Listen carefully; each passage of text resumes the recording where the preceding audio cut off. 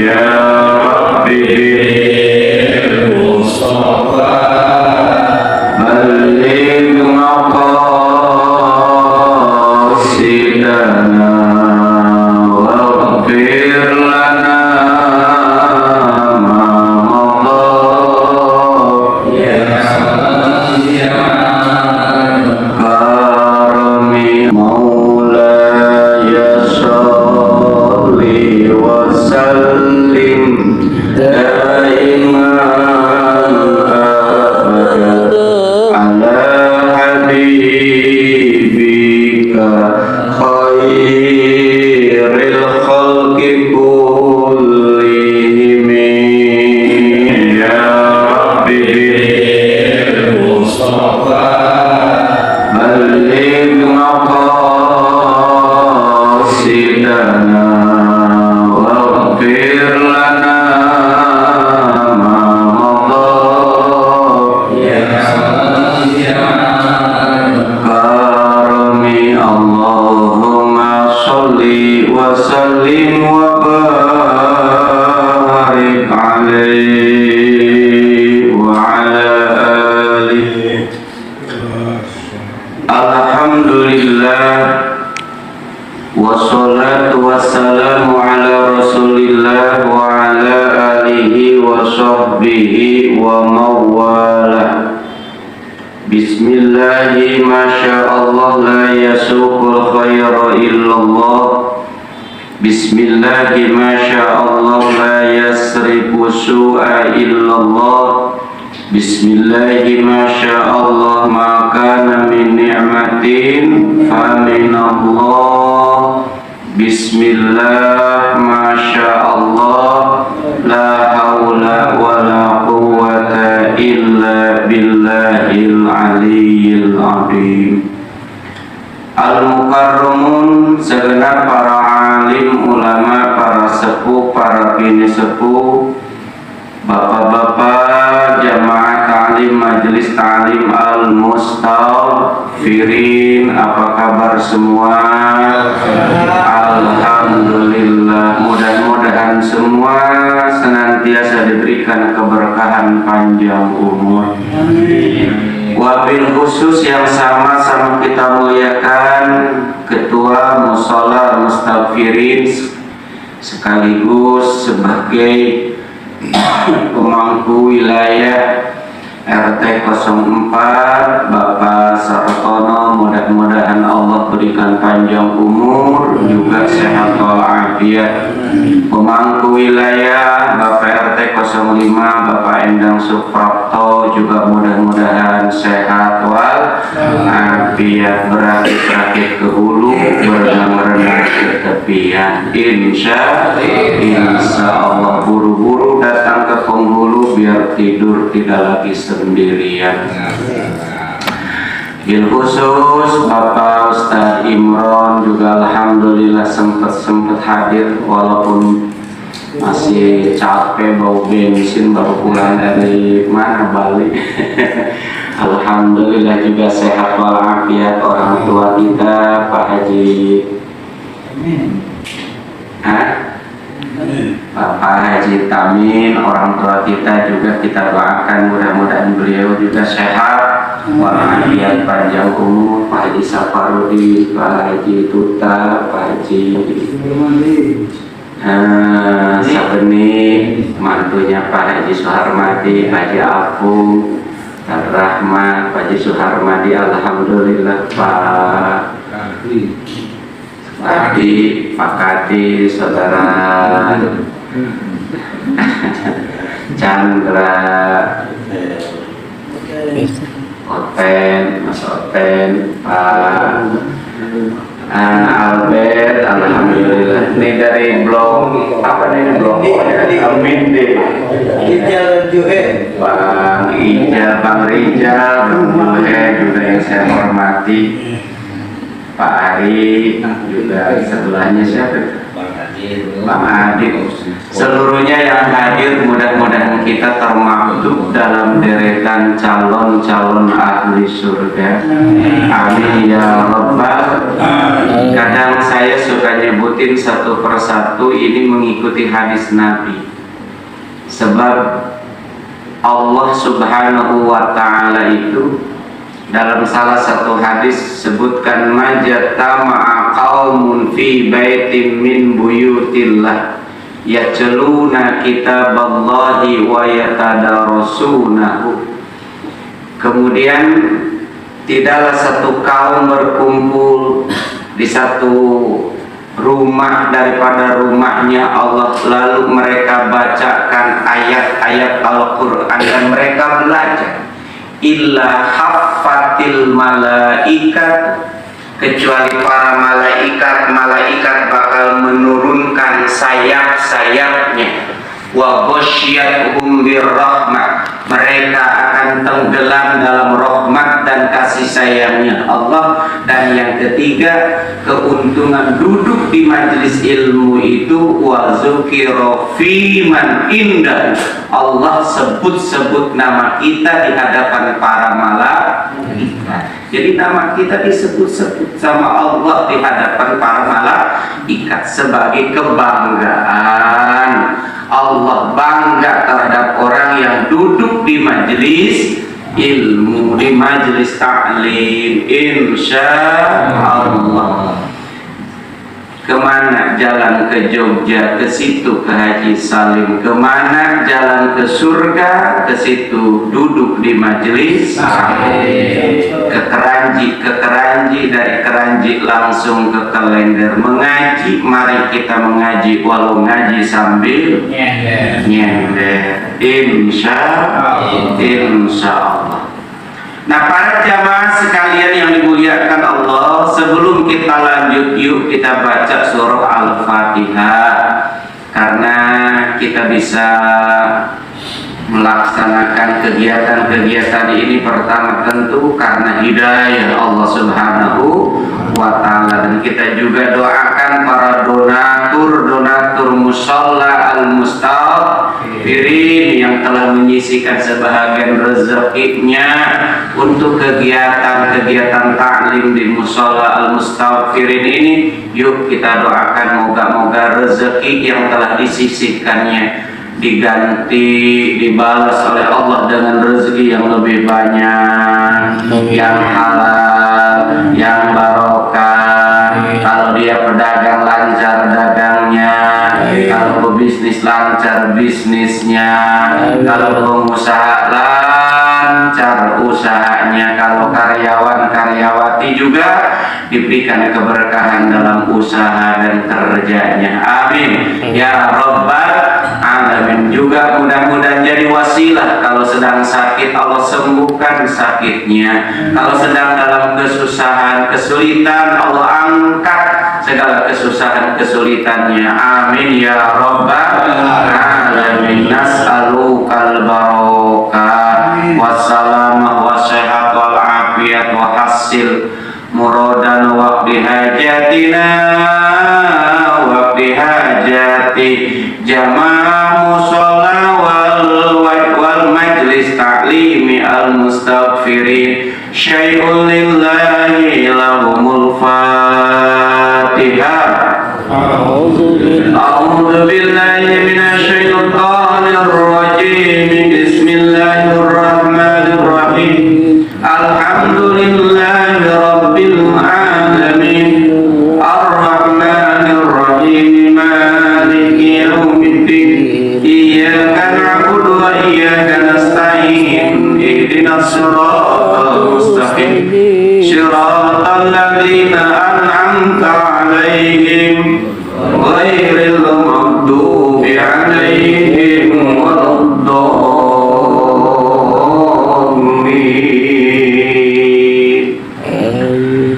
Jamaah yang dimuliakan Allah, judul ngaji kita malam hari ini judulnya Mencintai Rasulullah Sallallahu Alaihi Wasallam itu bagian daripada iman.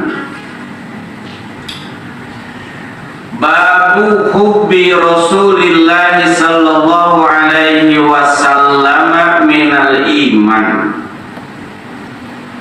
bahwa bab ini menjelaskan cinta kepada Rasulullah sallallahu alaihi wasallam. Cintanya dasarnya agama. Itu bagian daripada iman. Bahkan termasuk pilar-pilar iman itu adalah antu'mina billahi wa malaikatihi wa kutubihi wa rusulihi wa bil yaumil akhiri wa bil qadari khairihi wa syarrihi minallahi ta'ala. Adapun pilar-pilar iman, rukun-rukun iman itu percaya tentu iman kepada Allah, iman kepada para malaikat Allah, iman kepada kitab-kitabnya Allah, iman kepada para utusan-utusannya Allah, juga iman kepada hari kiamat. Dan yang keenam, iman percaya kepada adanya qada dan qadarnya Allah, baik dan buruknya itu semua bermuara berasal dari Allah Subhanahu wa ta'ala. Nah, para jamaah yang dimuliakan Allah, bahkan di dalam pendidikan dasar terhadap anak-anak kita, kita kan punya keluarga, punya anak, bahkan bukan punya anak lagi, sudah punya cucu kita punya anak namanya cicit kita punya anak namanya cocok. Apalah bahasanya. Nah, para jamaah sekalian yang dimuliakan Allah, bahkan pendidikan dasar terhadap anak keluarga kita itu, kita selaku orang tua, tentu para jamaah yang dimuliakan Allah adalah mencintai daripada Rasulullah sallallahu alaihi wasallam. Kata Nabi, adibu auladakum bisalasi salim. Allah. Adibu, didiklah anak-anakmu. Adibu auladakum, didiklah anak-anakmu. Bisalasi salim, dengan 3 perkara. Ini pendidikan anak itu ada 3. Yang pertama, hubbi nabiyikum, tanamkan anak-anak keluarga kita itu biar ada rasa cinta terhadap siapa? Rasulullah sallallahu alaihi wasallam. Makanya para jamaah yang dimuliakan Allah, nih, pendidikan dasar kepada anak itu pertama adalah menanamkan supaya anak cinta terhadap Rasulullah sallallahu alaihi wasallam. Makanya dulu kalau waktu ngaji kita diajarkan dari mulai syahadah, betul? Sampai apa namanya, sholawatan kepada Nabi. Untuk apa? Sholawatan itu biar menanamkan rasa cinta anak terhadap Rasulullah sallallahu alaihi wasallam, hubbi nabi. Nah, ini para jamaah sekalian yang dimuliakan Allah. Maka kemarin bocah-bocah lagi tren-trennya lagu Rohatil Atyal Tashdu Ilayalil Maulidi Wabarikun Nuriyadu Bimani Adi Abdullah nama ayahnya, Aminah ibundanya, Abdul Muttalib kakeknya, Abu Thalib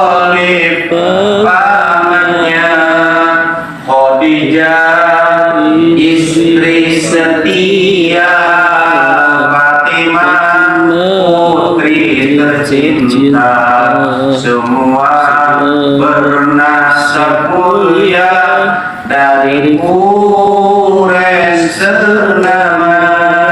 Inilah kisah sang Rasul yang penuh suka duka. Inilah kisah sang Rasul yang penuh suka duka. Minimal anak tuh tahu siapa ayah Rasulullah, siapa ibunda Rasulullah Sallallahu Alaihi Wasallam, siapa kakeknya Rasulullah, siapa pamannya Rasulullah, siapa istri Rasulullah, siapa putri Rasulullah. Semua anak-anak kita wajib tahu,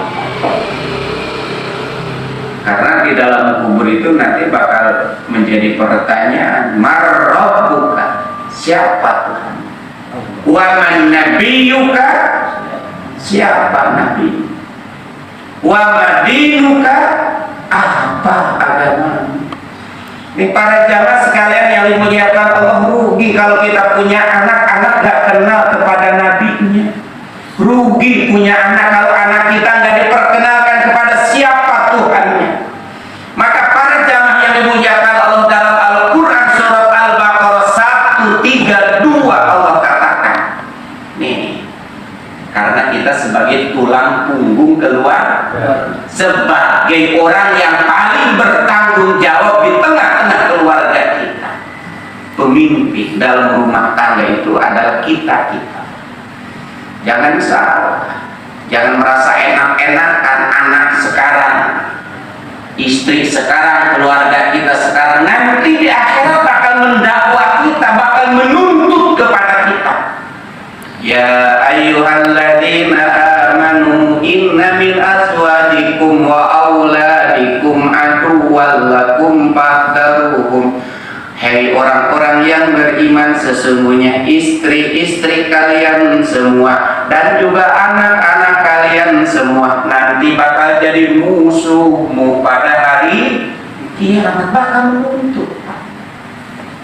Maka para jamaah yang dimuliakan Allah, selama kita mengarahkan mereka kepada agama, mengarahkan mereka kepada yang benar, maka insya Allah kita telah lepas daripada tanggung jawab itu. Makanya para jamaah yang dimuliakan Allah, yang pertama kali ditanyakan itu tanggung jawab terhadap keluarga. Maka dalam Al-Quran dikatakan, wa wassa biha Ibrahimu banihi wa Yaqub ya baniya inna Allah astafa lakumuddin fala tamutunna illa wa antum muslimun. Wa wassa biha Ibrahimu, Nabi Ibrahim telah berwasiat banihi kepada anak-anaknya, wa Yaqub juga Nabi Yaqub. Nabi Ibrahim, Nabi Yaqub berpesan kepada anak-anaknya. Apa pesannya? Innallaha astafa, sesungguhnya Allah sudah memilihkan untukmu ad-dina, sebuah agama, fala tamutunna illa wa antum muslimun. Jangan kamu mati kecuali benar-benar kamu mati dalam keadaan muslim. Jadi yang pertama diperkenalkan orang tua terhadap anak itu adalah agama Islam. Nah, agama kita, agama Islam, pandangan hidup kita, jalan hidup kita itu adalah agama Islam. Hidup kita sebagai muslim, mati kita pun harus dalam keadaan muslim. Itu anak tuh, orang tua itu ngomong wajib begitu. Jadi kalau bahasa sekarang, nah kalau hari ini ayahmu berpegang teguh kepada agama Islam, maka di kemudian hari pun agamamu yang menjadi jalan hidup indukmu juga tidak lain tidak bukan adalah Islam. Maka para jamaah yang dimuliakan Allah, ini kewajiban orang tua. Insya maka di dalam Al-Baqarah 133-nya kelanjutannya wa idza hadara ahadakumul mautu idza hadara yaqubal mautu idz qala li banihi ma ta'buduna min ba'di qalu na'budu ilahaka wa ilaha abaika Ibrahim wa Ismail wa Ishaq ilahu wahida wa nahnu lahu muslimun. Allah. Nabi Yakub ketika akan dipanggil oleh Allah, maksudnya Nabi Yakub akan dipanggil ruhnya oleh Allah Subhanahu wa taala saat-saat ajal dan kematian Nabi Yakub wasiat insya Allah. Maka kekeranji dari keranji beli kecapi mengaji, mari kita mengaji sambil ngopi insya yang kepada saya katakan kita semua adalah calon gubernur belum tentu jadi gubernur, calon wali kota belum tentu jadi wali kota, calon lurah belum tentu jadi lurah, tapi calon mati. Jalan-jalan ke Bintang, mampir dulu ke Kramat Jati, hidup di dunia cuma sementara, semuanya pasti akan mati. Nah, Nabi Yakub ketika kematiannya telah datang kepadanya, Nabi Yakub berkata, kita pun begitu, Pak. Idh hadara Yaqubal mautu idh qala li bani, apa yang dikatakan oleh Nabi Yakub terhadap anak-anaknya. Saya tanya, anaknya Nabi Yakub berapa? Ada berapa?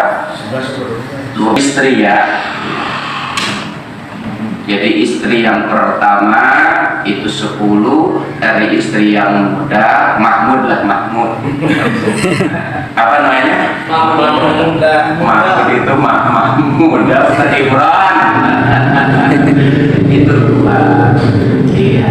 Yang pertama di antara yang 10 itu ada namanya Yahuda. Lalu di kemudian hari sebagai pioner ataupun pengembang daripada agama Yahudi. Dan yang dari istri yang kedua dari Ibu Rahel itu Yusuf dan Bunyamin. Yusuf dan Bunyamin 2. Jadi jumlah semua 12. Nah, ketika Nabi Yakub akan wafat, itu anak-anak yang 12 itu dikumpulkan. Ini tradisi, Pak, memang selain daripada tradisi orang-orang kita dulu, waktu orang tua kita akan mati kan dipanggil aku yang jauh datang rapat, betul. Apalagi kalau memang udah datang tanda-tanda kematiannya udah semakin dekat, kumpuli. Nah, para jamaah sekalian yang dimuliakan Allah, maka yang pertama kali diwasiatkan oleh orang tua kepada anak itu bukan masalah harta kekayaan, tapi yang pertama kali diwasiatkan orang tua terhadap anak itu apa? Mata buduna min ba'di.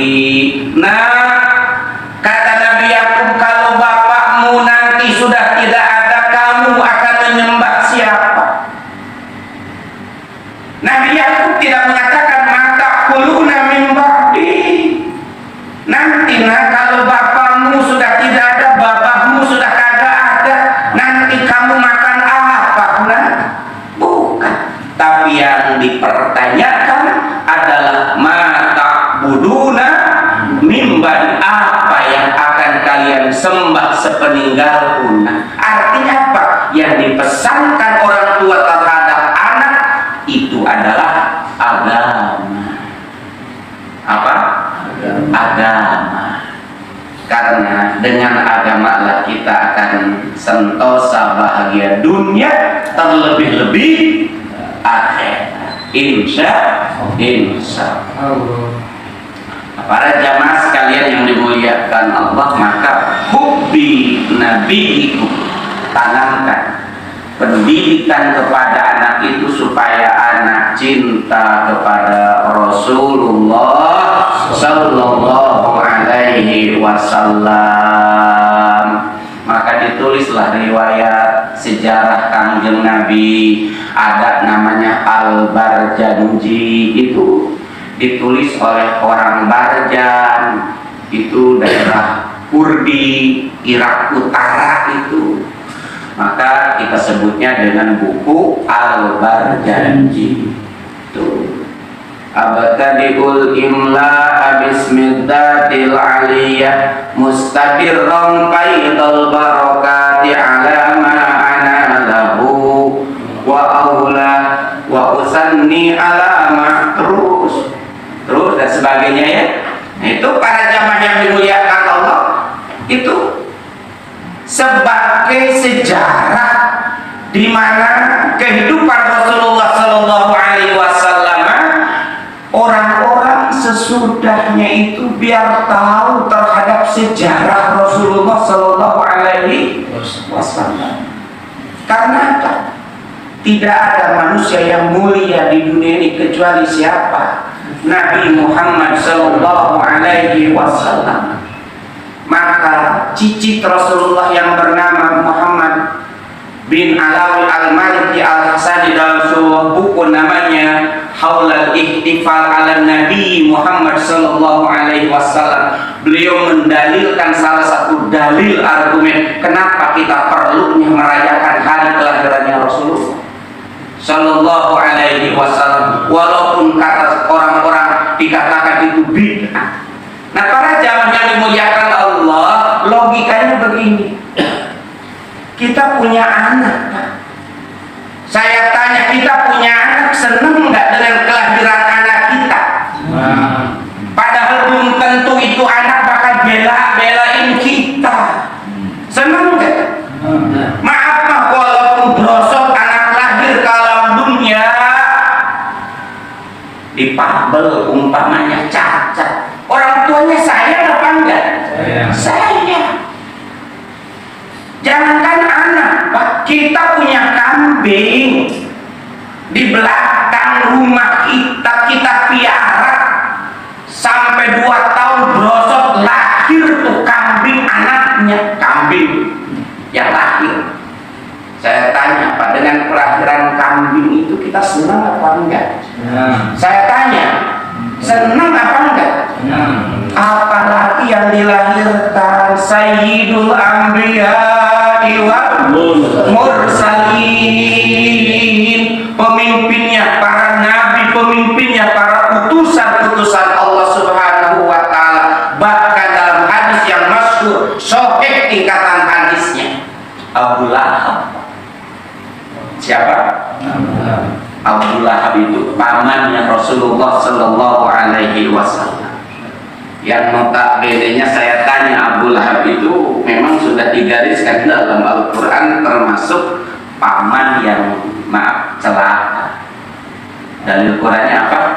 Tabbat yada Abi Lahabin wa ma aghna anhu maluhu wa ma kasab. Nah, para jamaah yang dimuliakan Allah, Abu Lahab itu kata Nabi setiap hari Senin itu siksanya diringankan. Setiap hari Senin, setiap hari Senin Abu Lahab siksaannya diringankan. Kenapa? Karena Abu Lahab pernah gembira dengan kelahirannya Rasulullah Sallallahu Alaihi Wasallam. Di saat Rasulullah Sallallahu Alaihi Wasallam dilahirkan pada hari mari kita sholawat Nabi agar kita semua mendapat syafaatnya dari Nabi Muhammad, Rasul pemimpin umat dan pembawa amanah untuk para umat. Marilah hai kawan. Kan ada layak lebihnya kayak begitu tuh. Nah, itu harinya hari apa? 12 Rabiul Awal, jatuh pada hari Isnin. Nabi Muhammad dilahirkannya di kota Mekah pada tahun Pil. Subhanallah. Tahun gajah. Nah, para jamaah yang dimuliakan Allah, Abu Lahab ketika lahirnya Rasulullah senangnya luar biasa. Dikabarin sama pembantunya Siti Aminah, Tuan, ponakanmu lahir. Laki apa perempuan? Laki-laki. Langsung Abu Lahab datang ke rumahnya Aminah, digendong dengan derayan air mata, saking senangnya dengan lahirnya siapa? Nabi Muhammad sallallahu alaihi wasallam. Pulang ke rumah kepada pembantunya namanya Suaibah. Hei Suaibah, aku merdekakan engkau karena aku sedang gembira dengan lahirnya keponakanku. Belum dikasih nafkah dari Amin. Maka para jamaah sekalian yang dimuliakan Allah, Rasulullah katakan,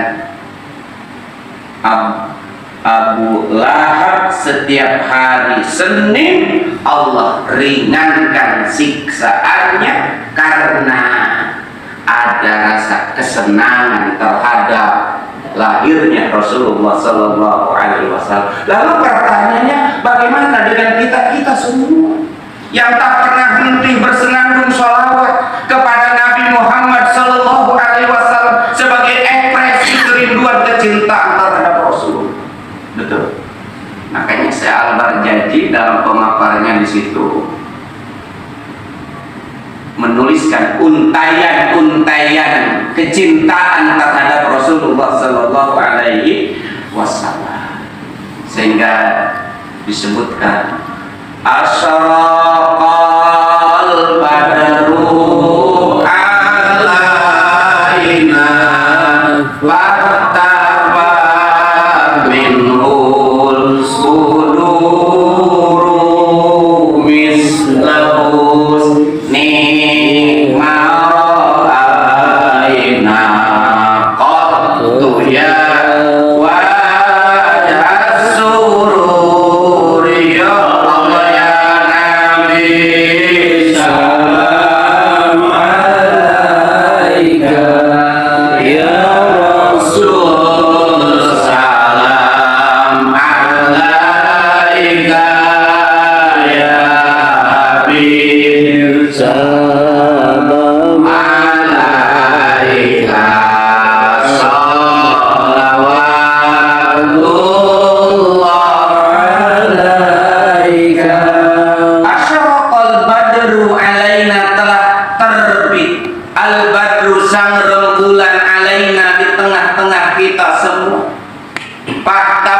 minhul udur, yang membuat redup purnama yang lain. Artinya Nabi Muhammad itu adalah bulan purnama yang mengalahkan cahaya-cahaya yang lain, sehingga di bawahnya marro'a wajhaka ya as'ad ya karimal walidaini haduka sabil mubarak wirduna ya manusuri Allah ya Nabi salam alaika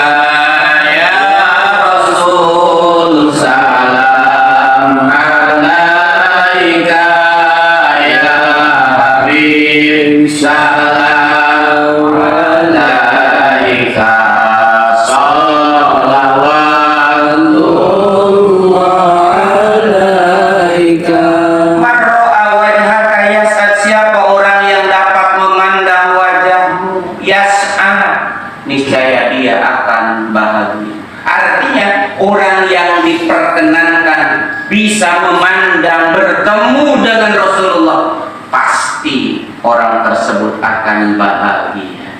Ya karimal walidaini, yang kasih sayangnya seperti kasih sayang orang tua terhadap anaknya, luar biasa. Maka para jamaah yang dimuliakan Allah, saya sarankan di antara wiridan, di antara zikiran, perbanyak membaca sholawat di status, di WA, Allahumma sholli ala sayyidina Muhammad wa ala ali sayyidina Muhammad. Sehari sekali kita tulis sholawat kepada Nabi. Karena apa? Sholawat yang ditulis di media sosial itu gak bakalan hilang, Pak, selama-lamanya. Apalagi sholawat yang ditulis di Facebook, Pak, puluhan tahun. Kalau akunnya masih ada, apa yang kita pikirkan itu, ya kan, terus apa yang Anda pikirkan, status itu muncul. Bahkan para jamaah sekalian yang dimuliakan Allah, ini hebatnya sholawat kepada Nabi. Kalau kita menulis sholawat, Allahumma sholli, pakai wasallim boleh ya, Allahumma sholli wasallim ala sayyidina Muhammad. Karena saya katakan mesti pakai wasallim itu karena memang ayatnya pakai wasallim, Pak.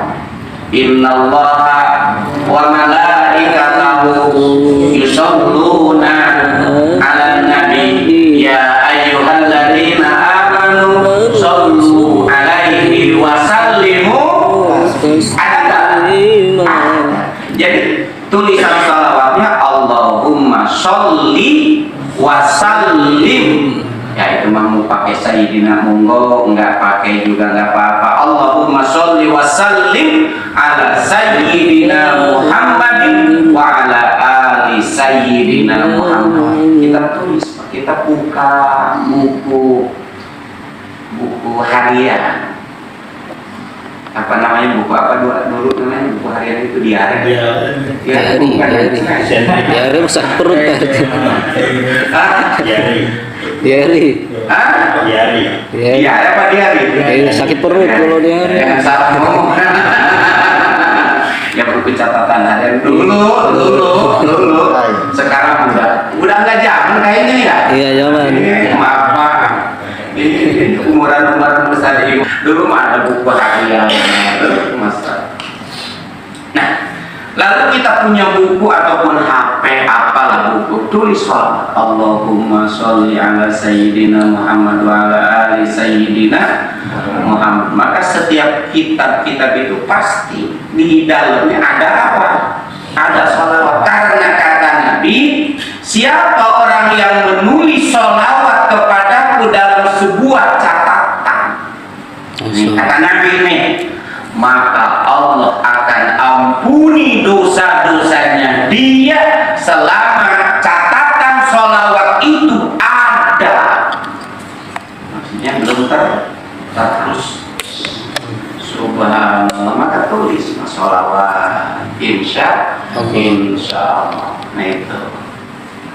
Maka tanamkan kecintaan kepada Nabi Muhammad Sallallahu Alaihi Wasallam. Di antara cara mencintainya bagaimana? Tentu yang pertama mengikuti syariat ajaran Nabi Muhammad Sallallahu Alaihi Wasallam, melaksanakan perkara-perkara sunnah-sunnahnya.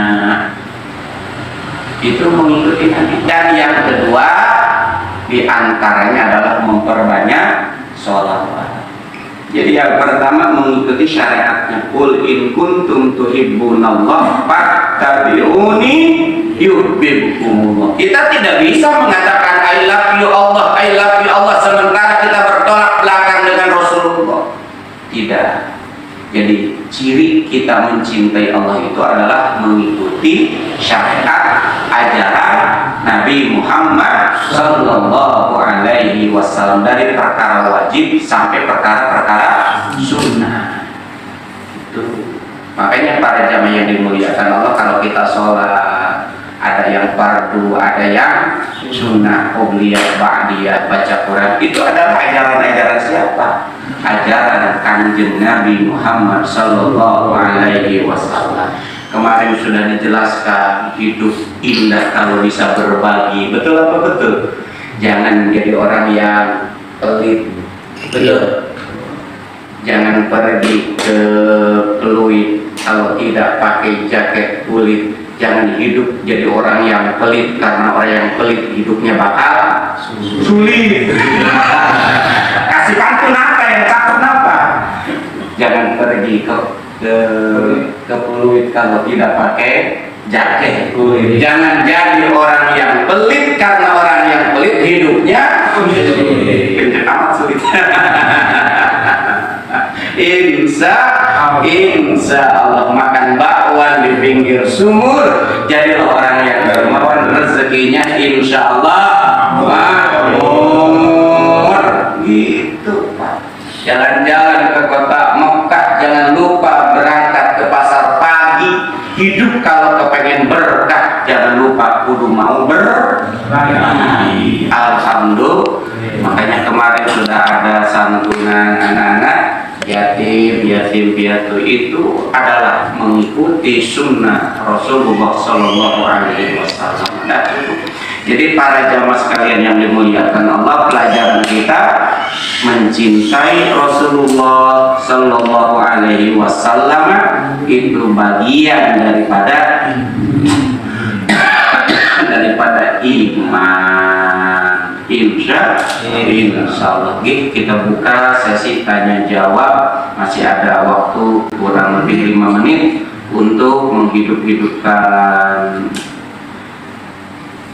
Ustaz, Siap.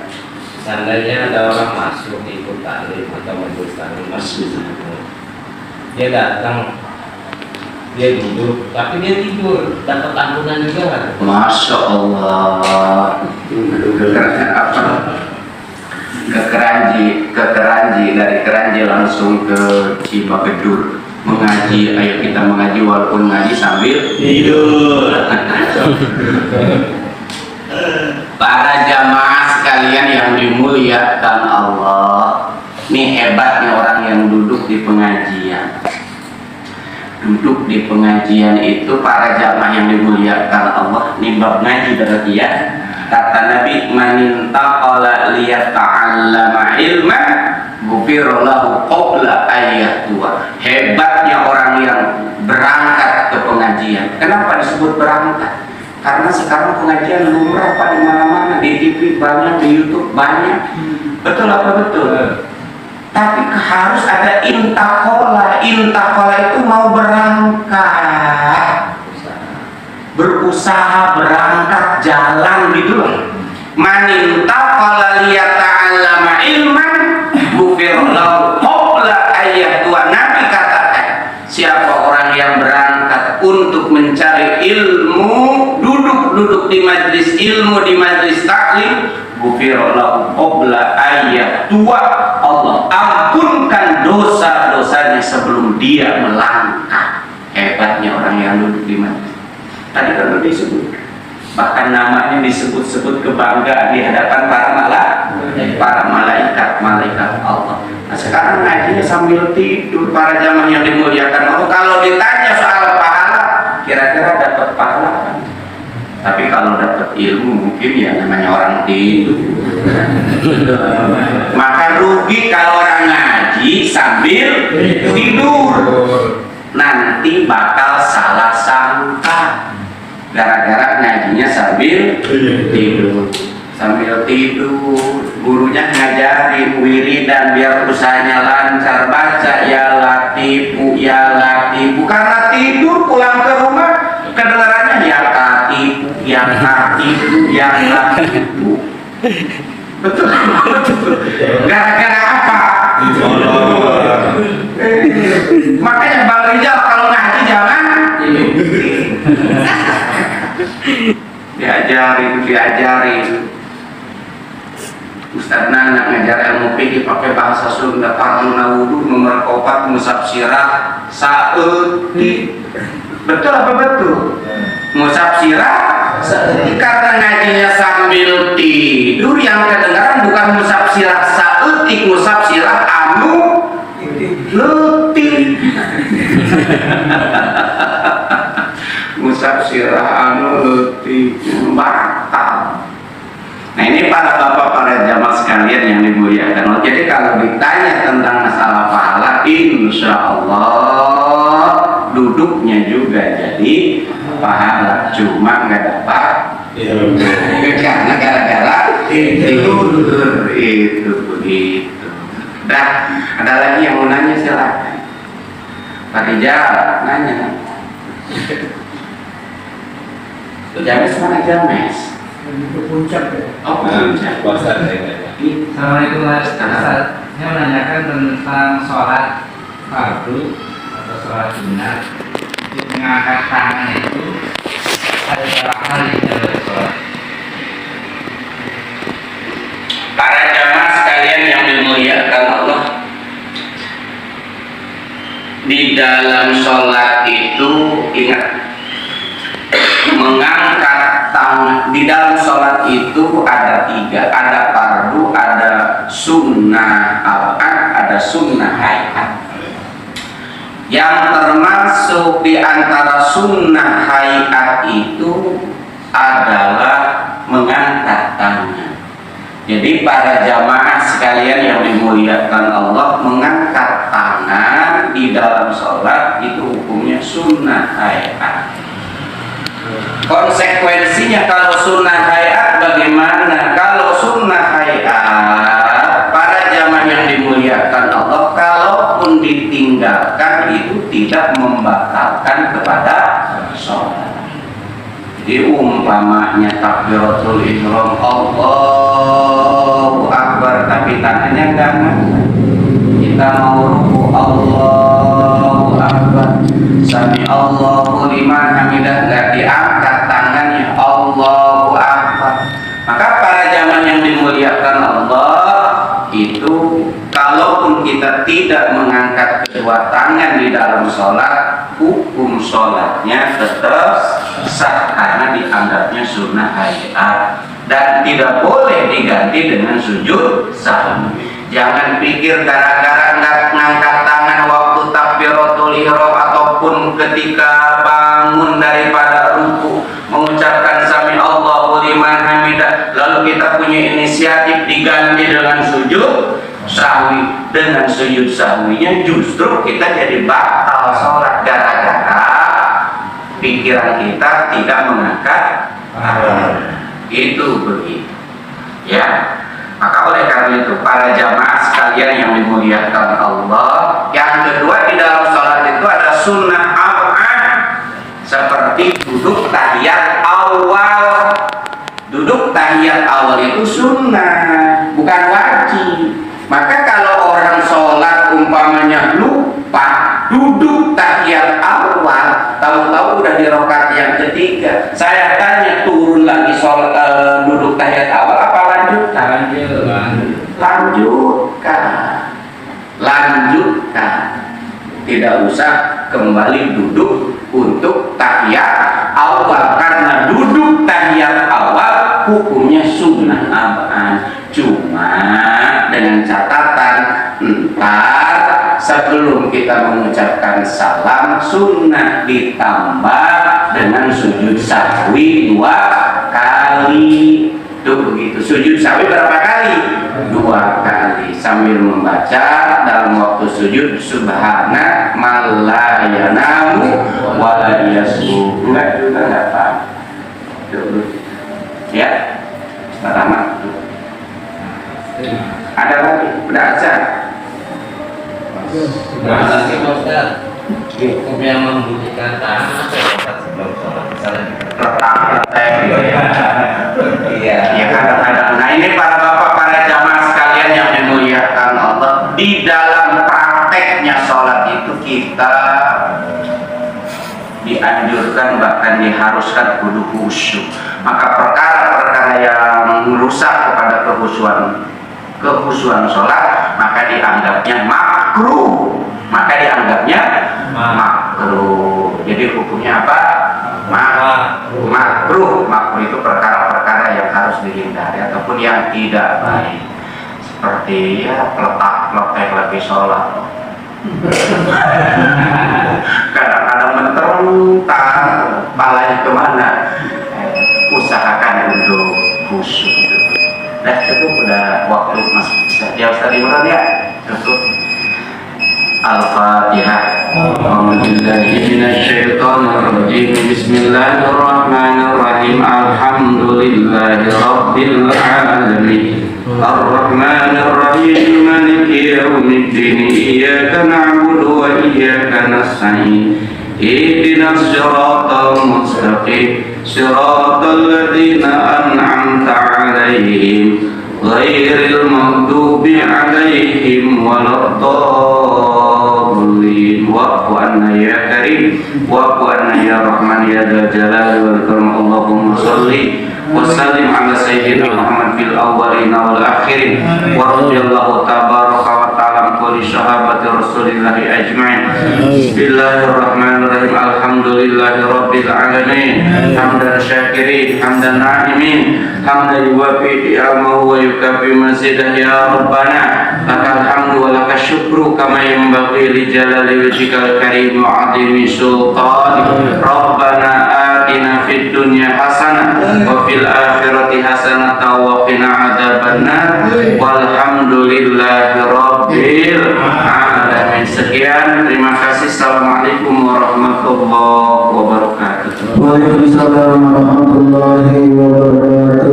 Demikianlah kajian Bukhari dan Muslim tentang mencintai Rasulullah SAW itu sebagai dari iman. Mudah-mudahan apa yang dikatakan Ustaz Imam Hakim dapat bermanfaat untuk kita semua.